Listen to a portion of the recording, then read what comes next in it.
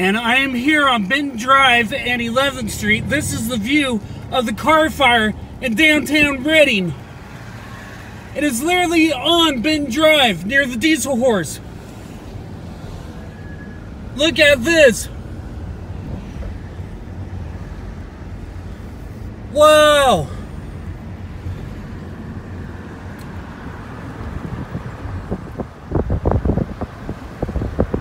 It is right on the Sacramento River here. Oh my God. Here it goes, guys. Sacramento River is on fire.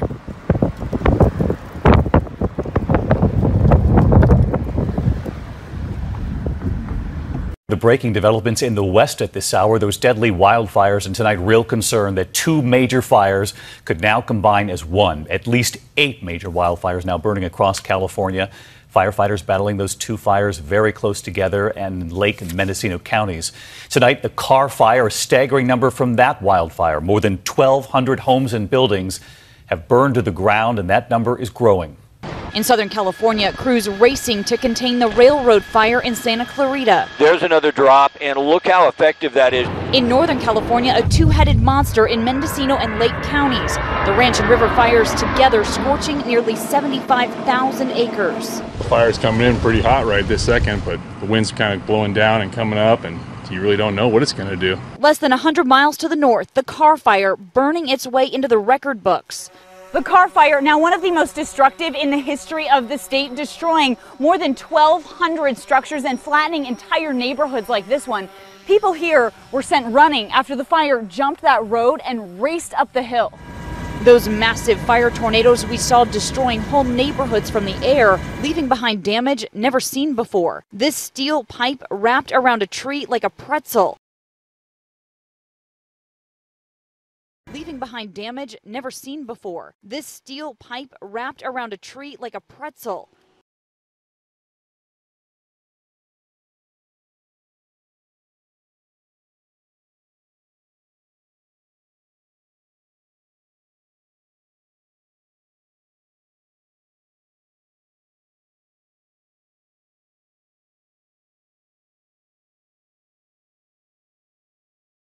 Devastating scenes like this, where look, a fire alarm is just hanging on and homes are completely destroyed, could continue for the next couple months, and that's an overwhelming concern for firefighters.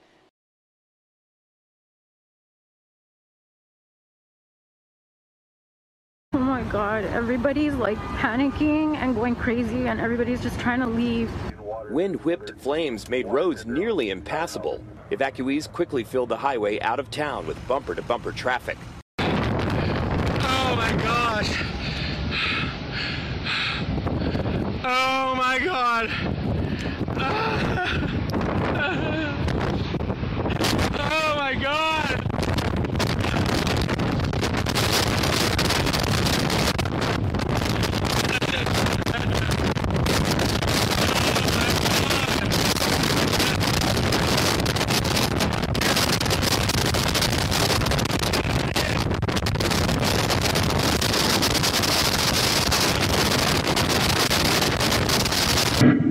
Thursday night, evacuation orders came on strong. Local officials racing to keep up with a fire tornado, taking out streets and entire communities in Shasta County. Unanticipated evacuations in Redding are causing traffic to back up in the Quartz Hill Road area. Prepare A street's on fire. And just get out if you can. The evacuation center. One mother fleeing with her daughter in the back seat, getting caught in traffic with other evacuees while she watched the fire flurry advance from her rearview mirror.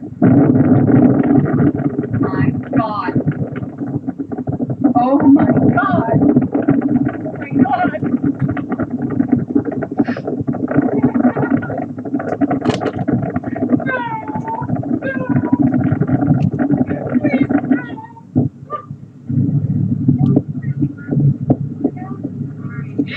You're very brave, Cadence.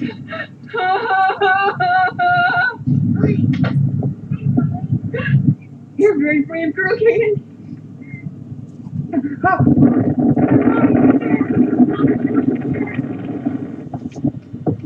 hot embers pelting the mother's car like hail from the sky as this massive vortex of flames grew, taking out everything in its path from neighborhood to neighborhood, something fire officials say they have never seen. This fire is extremely dangerous and moving with no regard for what's in its path. 2 firefighters caught within the extreme fire behavior, Redding Fire Inspector Jeremy Tuggle and 81-year-old Don Smith, who was a privately contracted dozer operator.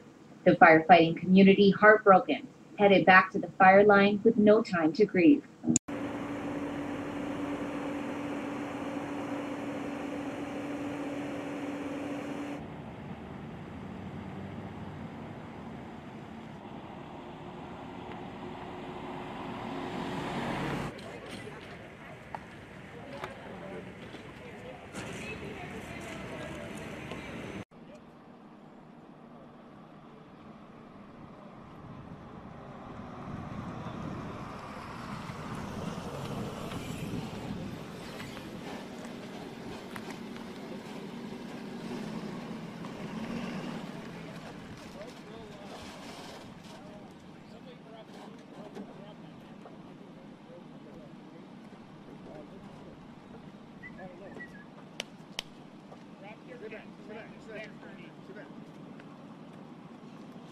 Wrap your hands around his neck. Hold him. Give him a hug. Give him a hug.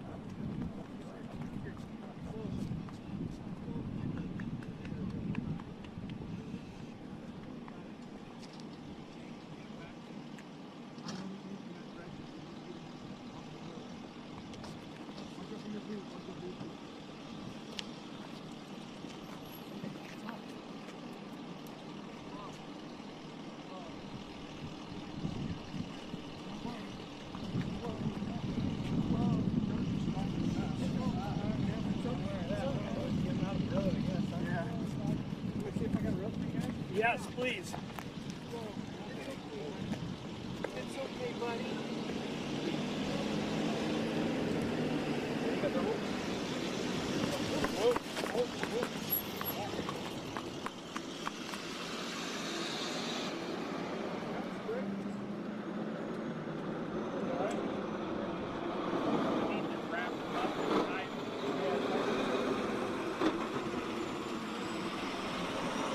The owners saw this video actually on our ABC7 News Facebook page, which helped them track down Ellie and bring her home. They tell us she is hurt, but Ellie's veterinarian thinks she will be okay.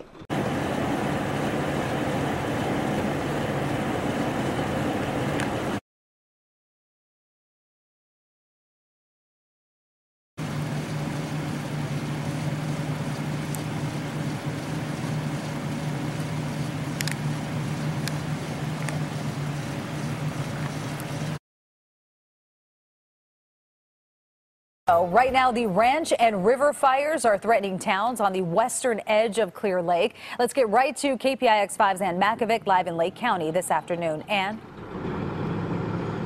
Yeah, Cal Fire says this fire is now 12% contained. They're officially saying that 10 structures have burned, but that number is likely to go up. It's day 5 for 2 fires burning north and west of Clear Lake. They've torn through a total of 116 square miles. Cal Fire says flames are still threatening more than 12,000 homes and other buildings. We've been evacuated from the Upper Lake area for 3 days now and are just looking for information. Today, a community meeting where the Lake County Board declared a state of emergency. What does that actually mean for us who are affected by it? Officials didn't have many answers, but tried to reassure the overflow crowd they're doing their best. We are now facing limited resources to suppress this incident. The Lake County Sheriff choked up. For those of you that have lost, I'm sorry, friends of mine. So they're doing a great job. And thanks. As many of the 19,000 people evacuated questioned if their home is still standing. It's unsafe for us to get inspectors in. There's power lines down, there's trees down. Back out here live now in Lakeport, you can see the National Guard is even here helping to maintain the security of the evacuation zone. I'm in Lakeport, which is almost a ghost town right now. It got hot last night. Right now, it's just going to be what happens with the temperature and the wind. And the wind's what's going to hurt us. 3 o'clock this afternoon when that wind pops up, nobody ever knows.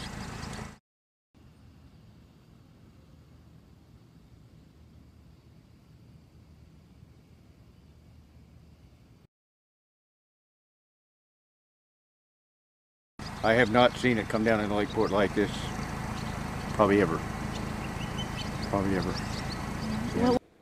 Yeah, that's right, Chris. We're in downtown Lakeport right now, which, as you can see, is completely empty. It's under a mandatory evacuation order and so far has been untouched by the river fire. That's the southern fire that's part of the Mendocino complex. But just minutes away from here tonight, there was a dramatic shift in the winds that pushed those fire flames toward this town. It ended up touching just a little bit northwest of here in an area with structures and homes. And as you said, we were on the front lines of that fire. We're going to show you these dramatic pictures. At one point, we're told there were flames up 200 feet in the air. And we did see several structures burning, outhouses, barns. At this point, we can't say if any or how many homes in that area were destroyed. They're under evacuations in Sutter County, but fire officials say the fire is no longer threatening homes. A fire sparked just west of Yuba City in the Sutter Buttes yesterday afternoon, burning between 1,200 and 1,600 acres. This fire is now 40% contained. While the area is sparsely populated, there are other safety concerns. The other concern is that there's a number of natural gas wells in this area, so these are the things that the fire department are concerned about. 4 homes have been evacuated. Several others are under evacuation advisories.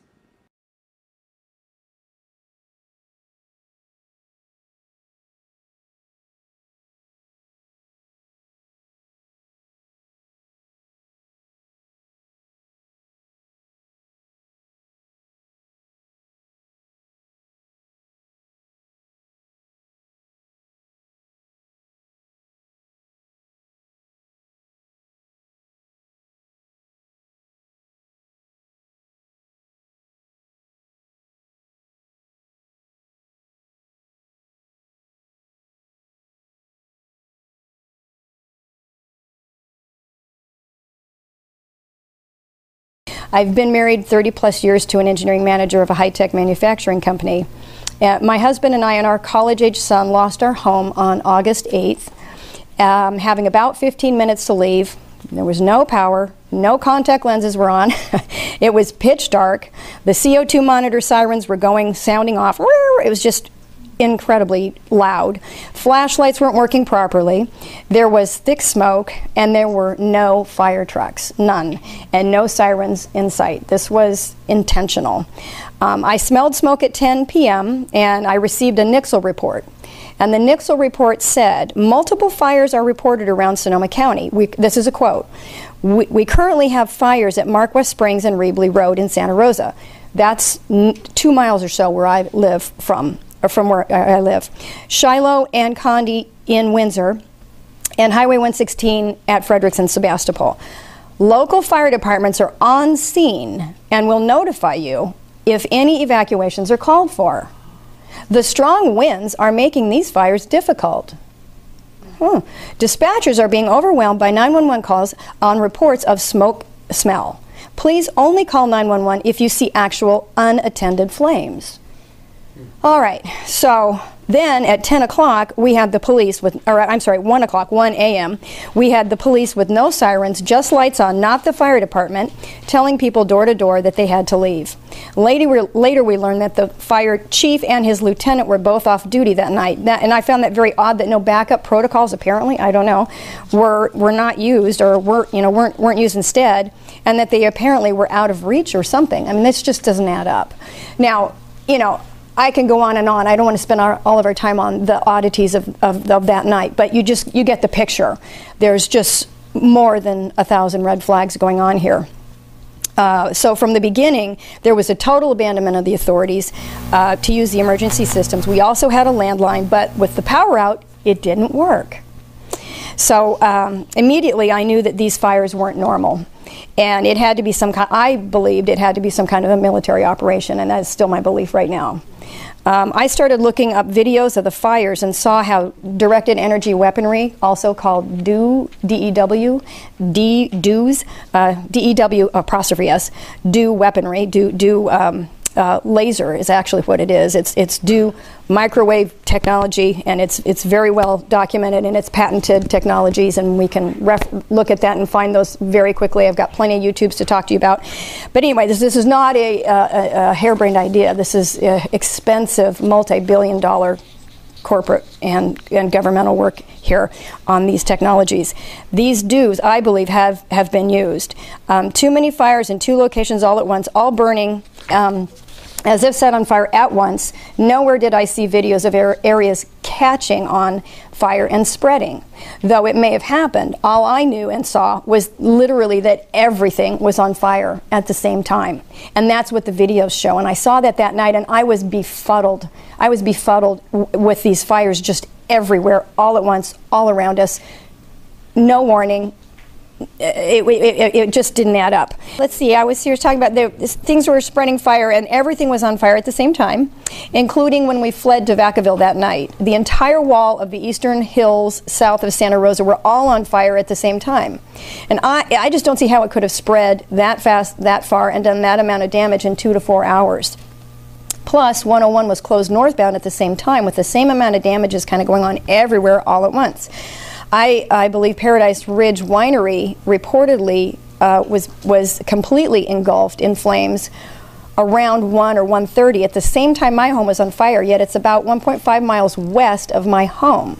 So how did embers fly that far and that fast and engulf Paradise Ridge Winery, engulf it in flames at the same time my house was just supposedly catching on fire? It just doesn't add up if we're talking this theory of embers and what have you. Anyway, so I never heard of an unannounced hurricane force unannounced hurricane force winds coming from the east in the middle of the night that suddenly started and stopped within 2 to 3 hours. And you can check the weather that night. It's on record. There's a sharp spike, and it's just there when everything came flooding into the area where I was. And maybe I don't know what the weather report or how things moved from the perspective of the fire, how the fire itself moved, but the winds spiked at about, I believe it was around 11 or 12 o'clock, and it spiked for about 2 to 3 hours. You can see it. It just went from 10 to 12, spiked, and then came back down, and about 2 to 3 o'clock it was back down where it was at 10, and then it just precipitously dropped again. It just doesn't add up. And to me, and I've never heard of that. They're hurricane force winds, and there are no investigations today that have determined a cause. Another thing is, where's the debris? If these were hurricane force winds, why is everything everywhere just the streets are pristine? You drive down, there's just ash. Hurricane force winds would blow so many things over. The only thing I've ever seen overturned in this is cars, and they have holes in them. You know, I mean, no, that doesn't add up. Cars aren't supposed to. How about a few trees? How about a few garbage cans? There's pictures of houses that are ash, and the garbage can is just right next to it, a few feet away, and it's standing there. And this is right after the fire. We have a fountain thing, a little thingy in the front, and it's not big, but I mean, why wasn't that knocked over? I had tomato plants. The planters weren't even knocked over in my backyard. Come on, everything is fried. You've got hurricane force winds, and you're trying to tell me everything in my yard is right where I left it? I can't believe this. You know, this is just not a believable story. So, not that the winds weren't there, but when they were there, I don't know what they were doing, but they sure were not propagating the fire the way that it's being told, in my opinion. So, number one, DEWs. This is patented technology. Lockheed Martin and maybe others, I'm not sure about all of the manufacturers. Rumsfeld and Petraeus are on record in a video saying that they have this technology, and they were testing it. This is back in, I think, 2003. And they hope not to use it. And they go on saying things like, but there may be a need that we can't foresee, and that kind of thing. So this is a chilling video. And then another thing that's very chilling is the video of the Kmart building here in town. concrete jungle and ash. 100,000 square foot building burned down in 1 hour, everything in it. I'm not a forensics expert, but that doesn't add up.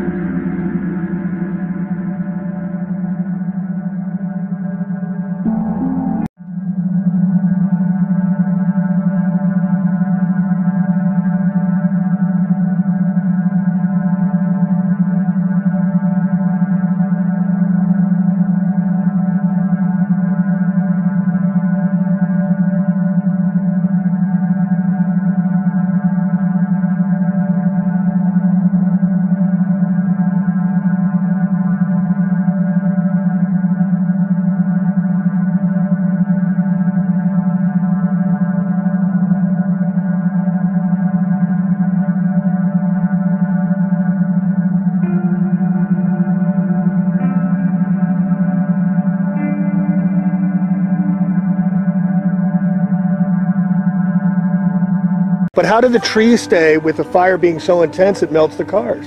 How did the trees not get burned if this was a fire? A lot of the trees did. But here, I mean, look at right there. There's trees still have bushes on them and stuff, but that was burned down to the chimneys. Yeah. This thing, I mean, to melt metal is 3,000 degrees to melt cars. I mean, look at this car. The rim's all the way down. I mean, this was torched. That's what I'm saying. They've never seen anything like this before.